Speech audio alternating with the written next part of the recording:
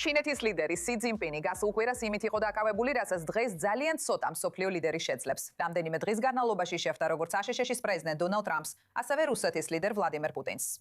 ეხლა კი ცნობების მიხედვით, ჩინეთის პრეზიდენტი შესაძლოა შემდეგ ჩრდილოეთ კორეაში გაემგზავროს სამიტზე კიმ ჩენ ინთან, რაც კიდევ უფრო გაამყარებს პეკინის როლს გლობალური დიპლომატიის ცენტრში. ეხლა დრო ძალიან საინტერესოა, რადგან ჩინეთი სულ უფრო მეტად ცდილობს წარმოაჩინოს თავი როგორც ერთადერთი დიდი ძალა, რომელსაც ჯერ კიდევ შეუძლია ყველა მხარესთან საუბარი: ვაშინგტონთან, მოსკოვთან, თეირანთან და ფხენიანთან. მსოფლიო უფრო მეტად იშლება და არასტაბილური ხდება, მაგრამ სიმბოლიზმის მიღმა ძალიან რეალური სტრატეგიული კითხვებია. და ეს არის: რამდენად დიდი გავლენა აქვს ჩინეთს სინამდვილეში ჩრდილოეთ კორეაზე? ეხლა ჩვენთან ერთად არის პიოტრ კურსინი, ის გაეროს ყოფილი ოფიციალური პირი და გეოპოლიტიკური ექსპერტია. ეხლა სი ძინპინმა უმასპინძლა როგორც ტრამპს, ასევე პუტინს. ის შეიძლება მალე შეხვდეს კიმ ჩენ ინს. როგორ ფიქრობ, რა გზამილს ცდილობს ჩინეთი გააგზავნოს, როდესაც თავს ამ ყველა გლობალური ძალაუფლების ურთიერთობის ცენტრში ავენებს? კარგია თქვენთან ყოფნა. ვფიქრობ, ყოველთვის საინტერესოა ვცადოთ გავიგოთ, რა ხდება ისეთი ადამიანების თავში, როგორიცაა სი ძინპინი, პუტინი, ტრამპი. ძინპინი, პუტინი, ტრამპი. ესენი არიან ის ადამიანები, ვისაც შეიძლება ძლიერი ხელის ლიდერებად უწოდოთ. იცით, ადამიანები, რომლებსაც შეუძლიათ უფრო ცენტრალიზებული მმართველობის ფორმის ხელმძღვანელობა, ან ტრამპის შემთხვევაში ამისკენ მისწრაფება.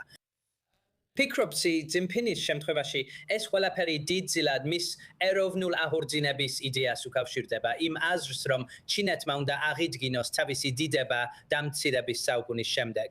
და სი ძინპინი არის ადამიანი, რომელიც გაიზარდა მაო ძედუნის და დიდი ნახტომის ეპოქაში და მან ჩინეთი ძალიან რთულ პერიოდში იხილა. და ვფიქრობ, ეს მნიშვნელოვნად გავლენას ახდენდა მის აღზრდაზე. მისი მამა მთავრობაში მუშაობდა.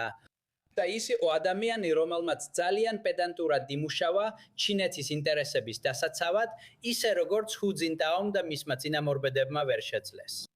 და ამ შემთხვევაში პუტინისა და ტრამპის მასპინძლობა აჩვენებს, რომ ჩინეთს ყველასთან შეუძლია ურთიერთობა. ფიქრობ, ყოველთვის უნდა დავამატოთ ერთი შენიშვნა, რომ ეს შეხვედრები იმიტომ შედგა, რომ ორივე მხარეს თავისებური დაგვიანებები ჰქონდათ.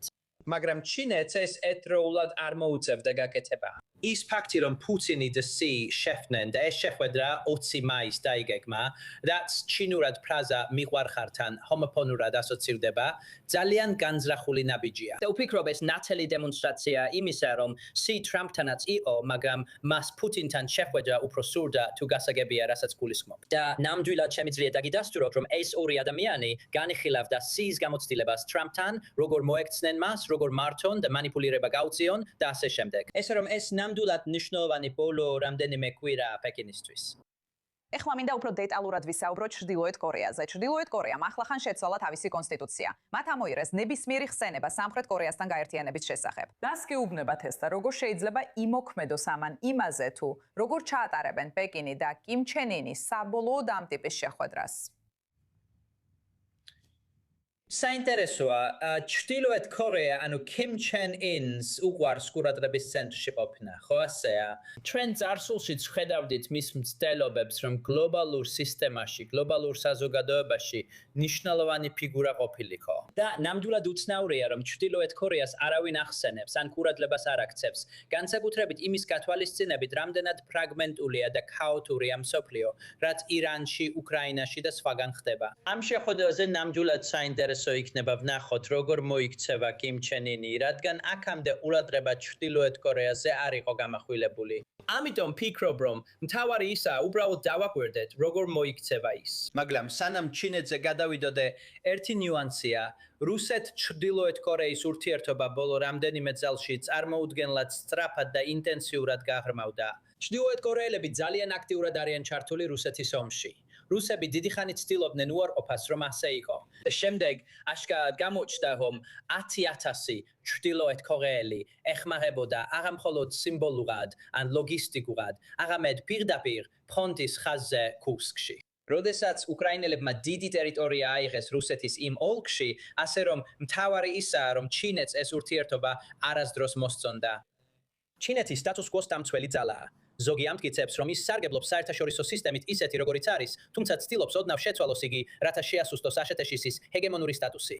მაგრამ ის არ არის ისეთი უგუნური ან დამანგრეველი, როგორც ჩინეთი, ჩრდილოეთ კორეელები ან რუსები. ამიტომ ჩინეთს ეს ურთიერთობა ნამდვილად არ მიუღია. ამიტომ, როდესაც საქმე ეხება ამ მეორე მუხს, რომელიც ჩრდილოეთ კორეის ტერიტორიის განსაზღვრას ეხება, ეს ფაქტობრივად უზარმაზარი და ჩემი აზრით ნაკლებად გაშუქებული ცვლილებაა იმაში, თუ როგორ უყურებს ჩრდილოეთ კორეა გაერთიანებას სამხრეთ კორეასთან. და ეს პრობლემაა ჩინეთისთვის, რადგან ჩინეთს ეტს არ უნდა ყურადღების ცენტრში ყოფნა, მას არ უნდა არეულობა საკუთარი ინიციატივით. მას თავისი შიდა პრობლემები აქვს. მაგრამ რა თქმა უნდა, ირანსა და რუსეთთან დაკავშირებული ნარჩენი პრობლემები და ამ მოვლენების გლობალური ეკონომიკური შედეგები, რასაც ჩინეთი ცდილობს დაასტაბილუროს საკუთარი ინტერესებისთვის. მაგრამ რა თქმა უნდა, თუ ჩრდილოეთ კორეა პრობლემად იქცება, ეს კიდევ ერთი თავის ტკივილია სი ძინპინისთვის. კარგი, მინდა დიდი მადლობა გადაგიხადო, პიოტრ, რომ შემოგვიერთდი და გაგვიზიარე შენი ხედვა.